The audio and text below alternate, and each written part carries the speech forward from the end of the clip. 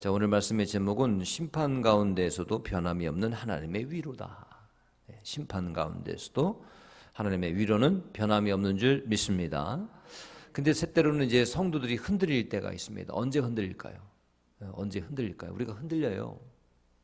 자, 흔히 우리 성도들 가운데 발견되는 흔들림은 아마도 이런 것일 겁니다. 내가 혹시나 구원을 받지 못한 것은 아닐까 하는 그런 흔들림이 있을 수 있고, 또 두 번째로는 사람들은 이런저런 것을 갖추어야 미래를 대비할 수 있다고 하는데, 이거 나만 하나님만 의지한다고 하다가 나만 뒤처지는 거 아니야? 나만 힘들어지는 거 아니야? 이런 이제 흔들림이 있을 때가 있다, 그런 얘기입니다. 첫 번째는 구원받는 건 내가 맞나? 또 두 번째는 나만 뒤처지는 거 아니야, 이러다가. 누구는 뭐 어떻게 준비한다고 그러고, 누구의 아이들은 뭐 어떻게 준비한다고 그러고, 누구는 뭐 노후를 어떻게 준비한다고 그러는데, 이건 나만 이거 말씀 듣고 있다가 이거 나만 뒤처지는 거 아니야? 이런 흔들림이 이제 가장 흔히 성도들이 흔들리는 이유가 아닐까 생각이 됩니다. 그러니까 어떤 때 이런 흔들림이 오느냐, 분명한 구원의 확신이 부족하거나 신앙생활의 문제는 침체가 올 때 그렇습니다. 신앙생활이 활발하고 말씀 생활하고 기도 생활하고 그러면 문제가 없는데, 신앙생활에 침체가 올 때 이때 이제 구원이 확신이 부족해서 이 구원에 대해서 이제 불확신한 거예요. 내가 구원받은 거 맞나?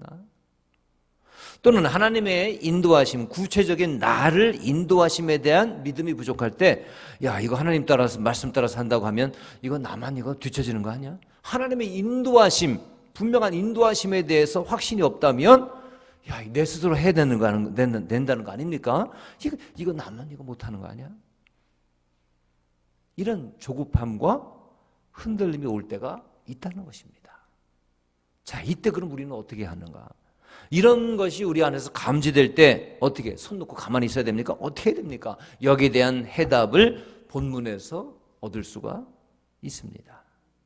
자, 먼저 13절부터 26절, 긴 절이죠. 13절부터 26절까지 말씀은 어떤 내용이냐면, 유다 백성이 그토록 의지하던 애굽의 멸망이 선포됩니다. 애굽은 20절 말씀해 보시면 뭐에 비유됩니까? 애굽이 20절에 심히 아름다운 암송아지다.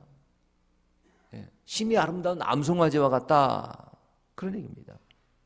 암송아지는 살찐 것이며 좋은 것입니다. 그래서 가장 귀하고 또 뭐라 그럴까요?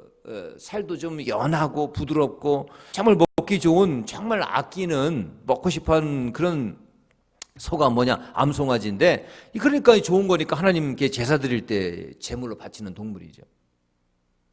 그런데 제물로 바치는 그 소를 우상으로 숭배하는 경우가 많았습니다. 대표적으로 누가? 애굽입니다. 애굽. 살찐 것이 있다면, 풍요로운 것이 있다면 주인이신 하나님께, 주신 분이신 하나님께 드린 것이 마땅한데, 하나님께 드려야 함이 마땅한데, 사람들은 그 살찐 것을 뭐합니까?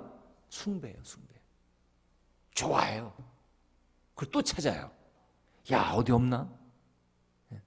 특히 애굽이 그렇다는 거예요. 애굽은 황소 모양의, 소 모양의 아피스라는 것을 숭배했는데, 애굽 사람들은 이 아피스가 뭐냐면 이 소 모양입니다. 아피스가. 근데 이것이 푸타신, 그들이 섬기는 신 중에 하나가 화신, 화육한 것이다.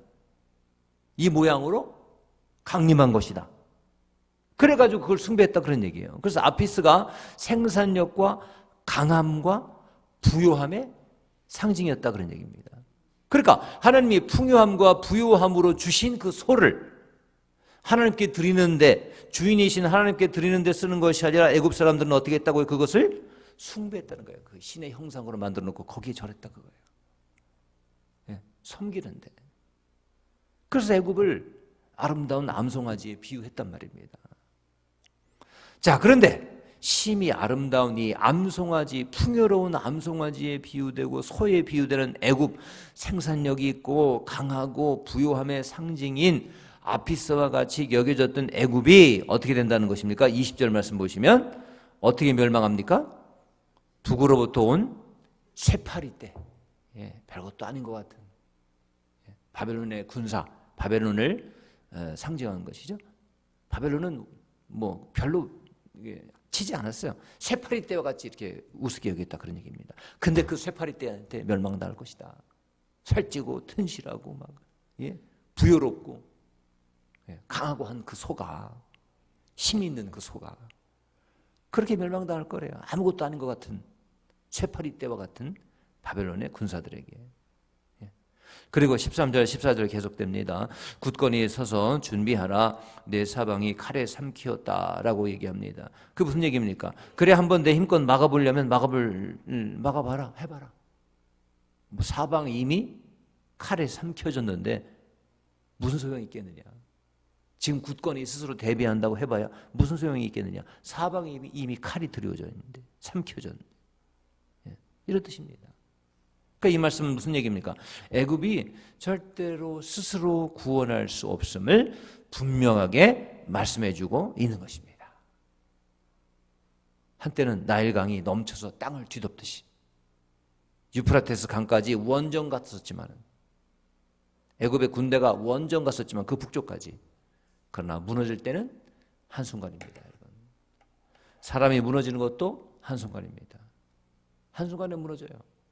평생 동안 읽어놓았던 것을, 예를 들어서 어떤 정치인이 한순간 말 잘못해가지고 한순간, 과거에 어떤 실수를 해가지고 한순간, 물론 저항하죠. 이렇게 구실대고 이렇게 핑계대고 이래서 그랬다 그래서 한순간에 무너집니다. 자, 애굽도 마찬가지입니다. 그렇게 자랑하고 교만했던 애굽이 그 한순간에 무너지는 것을 막을 수가 없었다 하는 것입니다. 자, 세상 사람들은 이럴 때 이렇게 얘기하죠. 내가 준비가 부족했었어. 운이 없었어. 저 사람 운이 없어. 정치 생명에 정치도 운이 있어야 되는데 정치 운이 없어. 애굽은 참 운이 없어. 왜 그때 하필 바벨론이 있을 게 뭐야? 세상은 그렇게 해석합니다. 그렇게 원인을 찾아요. 하지만 성경은 분명히 선언하고 있습니다. 15절 말씀 보십시오. 15절 말씀 뭐라고 나와 있습니까? 장사가 장사가 쓰러지고 서지 못하는 것은 하나님께서 그들을 몰아내신 까닭이다. 장사 힘이 있다고 자랑하는 그 장사가 쓰러져요. 하나님이 몰아내시는데 뭐 무슨 장사가 있겠습니까? 자, 이게 다 무슨 의미입니까? 유다 백성들은 애굽이야말로 믿을 만한 든든한 피난처요, 유일한 살 길이라고 믿었겠죠. 눈으로 보기에는 강한 성이 있었어요. 거기에는. 그리고 강력한 중앙집권적인 바로 왕권이 있었습니다. 그리고 항상 풍요로운 나일강이 있었어요. 농사가 계속되는 거예요. 거기다가 최고의 강대국에 걸맞는 군사력도 있었으니까 거기라면 안전할 것이다 라고 믿었던 것이죠. 하지만 그 어떤 교만도 하나님은 그냥 내버려 두시지 않습니다. 우상의 헛됨을 깨닫게 하십니다. 그렇게 화려해 보이고 강해 보이던 것들이 별것 아닌 쇠파리 떼와 같은 존재에 의해서 사라지게 될 것이라는 것을 분명히 말씀해 주고 있는 것입니다. 여러분, 지금의 이집트 어떤지 아시죠? 지금의 이집트? 조상들의 무덤 구경시켜주고 입장료 수입으로 나라가 지탱되고 있어요. 그 나라가 정말 우리한테 이집트, 애굽 알려진 이름과는 다르게 무법천지예요. 경제 시스템이 너무 낙후되어 있고, 이곳이 정말 유다 사람들이 안전하다고 그 옛날에 믿었던 그 나라 맞나 싶을 정도로 지금 그렇다는 얘기죠. 우상의 나라, 하나님을 모르는 교만의 나라, 왕의 권력을 신인 것처럼 여겼던 나라, 군사력을 자랑했던 나라에게 임한 하나님의 심판의 결과를 그 후손들이 지금도 그걸 지금 받고 있는 거죠. 자, 그런데 27절과 28절 두 절입니다. 이런 와중에 그래도 유다 백성을 사랑하시는 하나님은 그들을 향한 구원을 약속하고 계십니다. 유다 백성이 바벨론에게 포로로 잡혀간 사람들도 있고, 또 애굽으로 도망간 사람들도 있고, 여러 나라 여러 지역으로 흩어지기도 했고, 그런데 하나님은 그들을 27절 먼 곳에서 구원하시고 28절에 약속하십니다. 함께 있겠다. 먼 곳으로부터 흩어졌던 유다 백성들을 먼 곳에서부터 구원하시고 그들과 함께 있으시겠다고 약속하신 것입니다. 자, 근데 여기서 흥미로운 것은 애굽의 멸망에 대해서 말씀하시는 것은 3절부터 26절까지 3절부터 26절 걸쳐서 길게 소개되고 있지만 이스라엘의 구원에 대한 약속은 단 두 구절이에요. 두 절입니다. 두 계절이에요. 그러니까 무슨 얘기입니까? 강대국이었던 애굽이 그렇게 망하는 것은 사람들이 정말 믿기 어려운 일이에요. 정말 믿을 수 없다. 그래서 애굽이 어떻게 패하고 어떻게 망하게 되는지를 자세하게 설명해 주시고 있는 것입니다. 반면 유다의 구원은 구원받을 가능성이 전혀 없거든요. 사람들이 그렇게 생각했어요. 하지만 하나님이 구원하시기 때문에 긴 설명이 필요 없는 겁니다. 긴 말이 필요 없어요. 가망성이 없는 그들을 하나님께서 이렇게 세우시고 그들을 보호하신다는 긴 설명이 필요 없어요. 그냥 끝이에요. 하나님께서 하신다는 데. 단 두 구절로 확언하신 것입니다. 자, 누군가 도대체 신앙생활이 무슨 뜻입니까? 무엇입니까? 라고 묻는다면 한마디로 우리는 이렇게 정의할 수 있습니다. 신앙생활은 보호자와 함께하는 인생길입니다. 보호자. 우리에게 보호자가 있습니다. 보호자와 함께하는 길이 신앙생활이죠.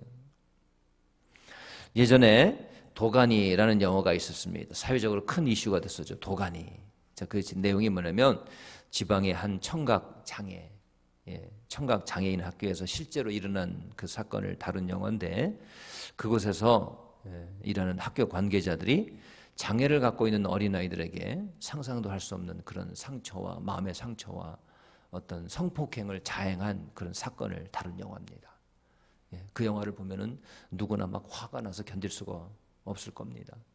돌봐야 할 사람들이 어떻게 그토록 씻을 수 없는 상처를 그렇게 힘이 없는 어린아이들에게 상처를 줬을까? 분노하게 되죠. 자, 그런데 더 분노하게 되는, 더 화가 나는 것은 뭐냐면 그 영화 보면 이 수많은 장애 아이들 가운데서도 보호자가 없는 아이들만 골라서 피해를 입혔다는 거예요. 똑같이 장애를 입고 있는 아이들이 이제 그 나오는 시설인데 보호자가 없는 아이들, 같은 장애라도 보호자가 없는 아이들만 골라서 피해를 줬다, 상처를 줬다 그런 얘기입니다. 예를 들어서 이제 부모님이 일찍 돌아가셨다든가, 또는 이혼을 해서 뭐 돌봐줄 수 없는 그런 경우라든가, 또는 부모님이 살아있지만 어떤 부모님도 장애가 있어가지고 자녀를 돌봐줄 수 없는 그런 경우, 그런 아이들만 골라서 그런 끔찍한 일을 저질렀다는 거예요. 그래서 이 영화를 보면은 분노하는 가운데서도 한편 어떤 생각을 하게 되냐면, 야, 그래서 보호자라는 게 중요하구나. 보호자의 역할이 이렇게 중요하구나. 한편으로 이런 생각을 하게 됩니다. 왜? 보호자 없는 애들만 그랬다는가. 보호자가 온전치 못한 아이들만 그랬다고 하니까. 그래서 아마도 그 영화를 보고 있느라면 뭐 부모들은 어떤 부모들이라도 다 자녀들한테, 어린 자녀가 있다면 그런 뭐 얘기를 하는 부모들이 많았을 겁니다.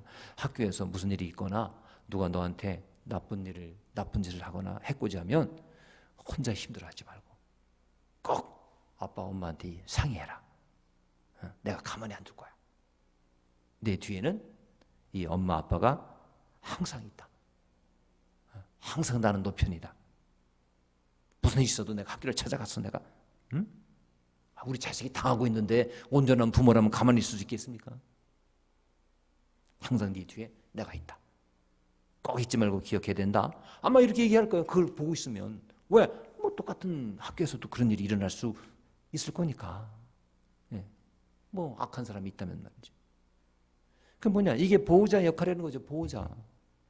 보호자가 있어만 주는 것만으로도 이게 큰 위안이 된단 말입니다. 그 장면을 보니까.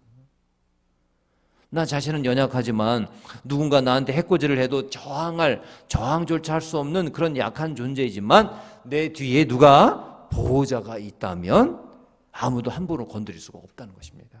그 보호자가, 병원에서도 보호자가 누구십니까?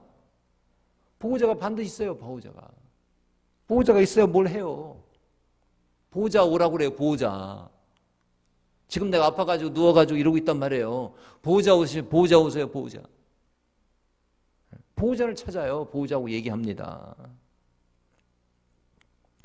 자, 애굽과는 다르게 유다가 연약하고 저항조차 할 수 없는 그런 민족이었지만 보호자 대신 누가 계시기 때문에 여호와 하나님이 계시기 때문에 아무도 함부로 건드릴 수가 없는 것입니다.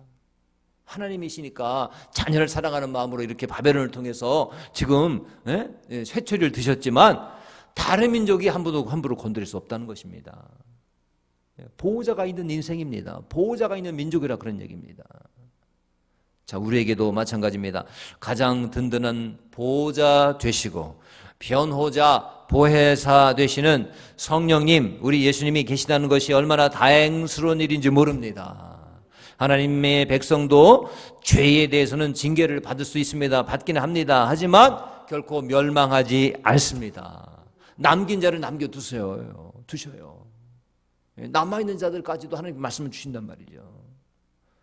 완전히 흩어져서 없어지도록 하나님께서 내버려 두시지 않습니다. 바로 뭐 때문에 그렇습니까? 예수님의 십자가 때문인 줄 믿습니다. 그 십자가만 붙들면, 그 말씀 붙들면 우리의 보호자 되시는 하나님만 의지하며 살아가는 우리가 되어야 될 줄 믿습니다. 그래서 견고히 신앙 가운데 서서 흔들리지 않고, 여러분 흔들릴 필요가 없습니다. 우리의 보호자 되시는 주님만 꼭 의지하면 흔들리지 않습니다. 그런데 주님을 우리가 신뢰하지 못하기 때문에 그래요. 우리 책임이에요. 주님, 이제는 흔들리지 않겠나이다. 결코 의심하지 않겠나이다. 주님만 붙들고 주님만 의지하고 살아가겠나이다. 이렇게 결단하고 고백하고 견고하게 승리하는 우리의 삶이 되시기를 주님의 이름으로 축원합니다. 주님의 이름으로 축복합니다. 기도하겠습니다.